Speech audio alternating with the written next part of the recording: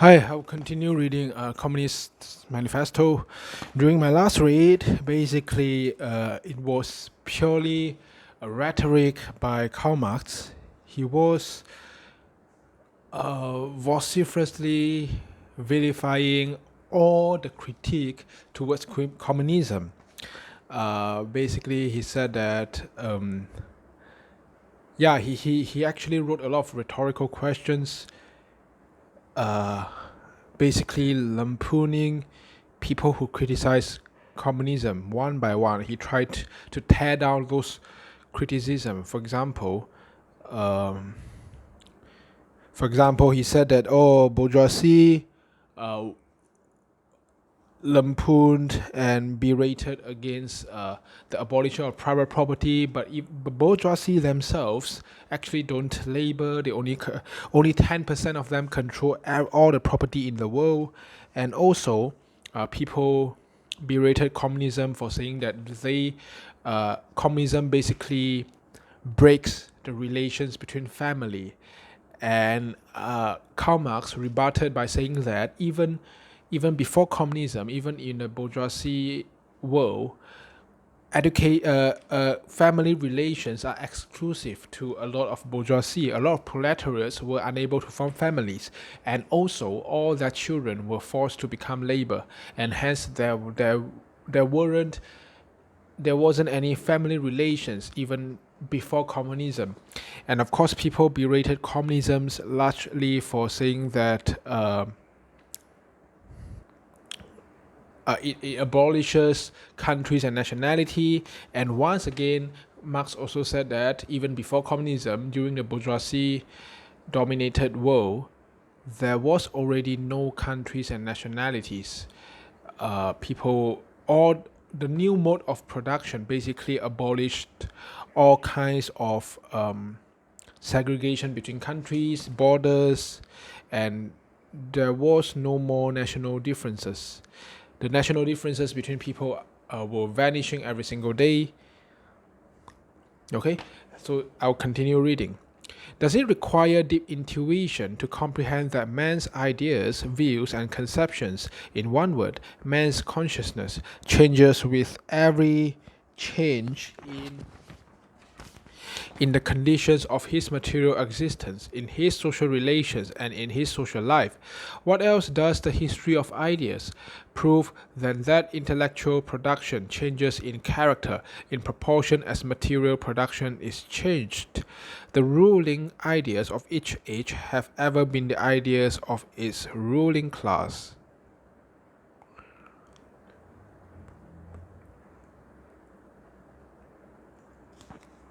When people speak of ideas that revolutionize society, they do but express the fact that within the old society, the elements of a new one have been created, and that the dissolution of the old ideas keeps even pace with the dissolution of the old conditions of existence. When the ancient world was in its last throes, the ancient religions were overcome by Christianity. When Christian ideas succumbed in the 18th century to rationalist ideas, feudal society fought its death battle with the then revolutionary bourgeoisie. The ideas of religious liberty and freedom of conscience merely gave expression to the sway of free competition within the domain of knowledge. Undoubtedly, it will be said, religious, moral, philosophical, and juridical ideas have been modified in the course of historical development, but religion, morality, philosophy, political science, and law constantly survive this change. There are, besides, eternal truths such as freedom, justice, etc., that are common to all states of society. But communism abolishes eternal truths. It abolishes all religion and all morality, instead of constituting them on a new basis. It therefore acts in contradiction to all past historical experience. What does this accusation reduce itself to? The history of all past society has consisted in the development of class antagonisms, antagonisms that assume different forms at different epochs. But whatever form they may have taken, one fact is common to all past ages, viz., the exploitation of one part of society by the other. No wonder then that the social consciousness of past ages, despite all the multiplicity and variety it displays, moves within certain common forms, all general ideas which cannot completely vanish except with the total disappearance of class antagonisms. The Communist Revolution is the most radical rupture with traditional property relations. No wonder that its development involves the most radical rupture with traditional ideas. But let us have done with the bourgeois objections to communism. We have seen above that the first step in the revolution by the working class is to raise the proletariat to the position of ruling class.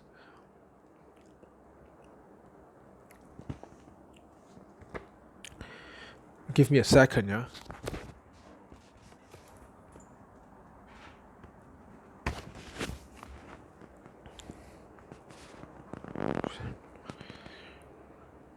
To win the battle of democracy, the proletariat will use its political supremacy to wrest by degrees all capital from the bourgeoisie, to centralize all instruments of production in the hands of the state, i.e., of the proletariat organized as the ruling class, and to increase the total of productive forces as rapidly as possible.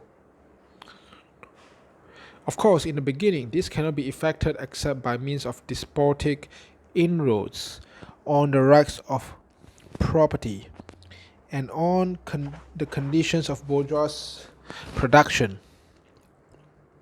By means of measures, therefore, which appear economically insufficient and untenable, by which, in the course of the movement, outstrip themselves, necessitate further inroads upon the old social order, and are unavoidable as a means of entirely revolutionizing the mode of production. These measures will, of course, be different in different countries.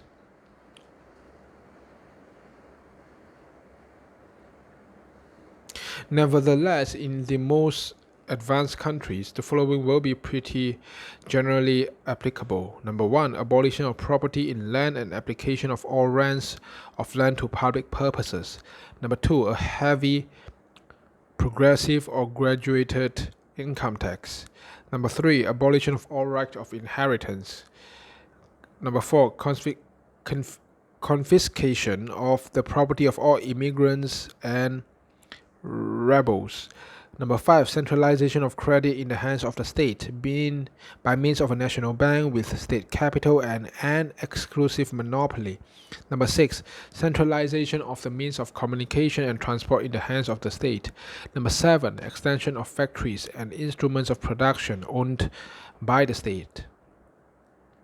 The bringing into cultivation of wastelands and the improvement of the soil, generally in accordance with the common plan. Number eight, equal liability of all to labor, establishment of industrial armies, especially for agriculture. Number nine, combination of agriculture with manufacturing industries. Gradual abolition of the distinction between town and country by a more equable distribution of the population over the country. Number 10, free education for all children in public schools. Abolition of children's factory labor in its present form. Combination of education with industrial production and etc. Okay, so Marx laid down these 10 general changes he foresaw, and obviously today all of them failed, most of them failed. But of course, because I myself have not did not have a chance to witness the heyday of Soviet Union. Maybe Soviet Union, the heyday, functioned like that because rumors said that during the heyday of Soviet Union, people were basically getting free flat and apartments for free. Well, these 10 rules today sound very preposterous. For example, the first one, abolition of property. Abolition of all rents to property. Obviously, it's not working. Number three is also quite preposterous. Abolition of all right of inheritance. Obviously, rich people are actually passing and bestowing their property to their children. They are inheriting. and then there's one very funny thing about the emphasis of agriculture to combine agriculture with manufacturing. That I can't help but recall the stupidity of Mao in China by forcing all the scholars, all the people who have university degrees, all the uh, elite class people to go down to go to all the rural areas to learn how to farm. Okay, that is absurd. And also, but by the way, to defend Marx a bit, I believe he was so adamant partly because in the early days of industrial revolution things were kind of chaotic, kind of havoc, because a lot of rumors said that during the heyday of industrial revolution in Britain, maybe 17th or 18th century, even a 5-year-old kid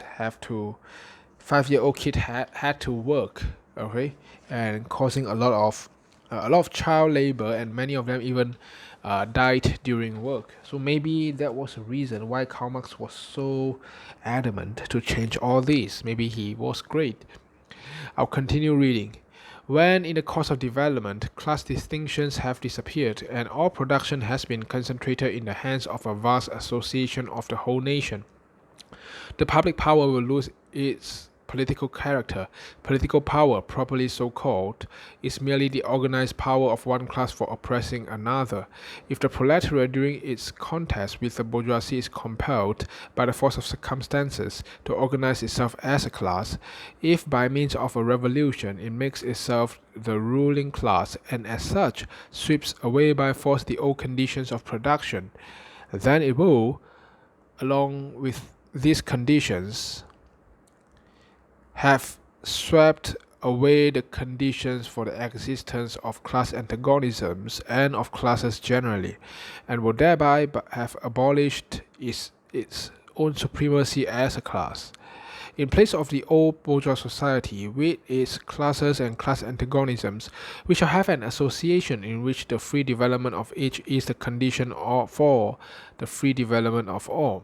So this seems to be a plan. That's why it's called Communist Manifesto, right? A plan by Marx. Okay, let's see. Let me continue reading. Number 3, Chapter 3, Socialist and Communist Literature. Chapter 3, Roman 1, Reactionary Socialism. Chapter 3, Roman 1, Part A, Feudal Socialism. Owing to their historical position, it became the vocation of the aristocracy of France and England to write pamphlets against modern bourgeois society. In the French Revolution of July 1830 and in the English Reform agitation, these aristocracies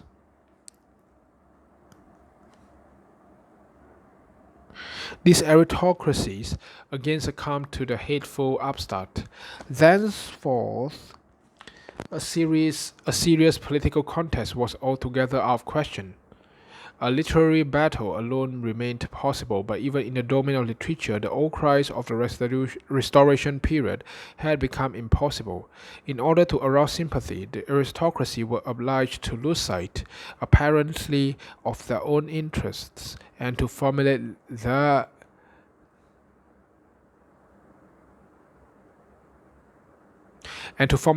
indictment against the bourgeoisie in the interest of the exploited working class alone. Thus the aristocracy took their revenge by singing lampoons on the new master, and whispering in his ears sinister prophecies of coming catastrophe. In this way arose feudal socialism, half lamentation, half lampoon, half echo of the past, half menace of the future. At times, by its bitter, witty, and incisive criticism, striking the bourgeoisie to the very heart's core, but always ludicrous in its effect, through total incapacity to comprehend the march of modern history. I'll stop here. Tomorrow I'll continue in another episode to see how the aristocracy was helping the proletariat. See you. Goodbye.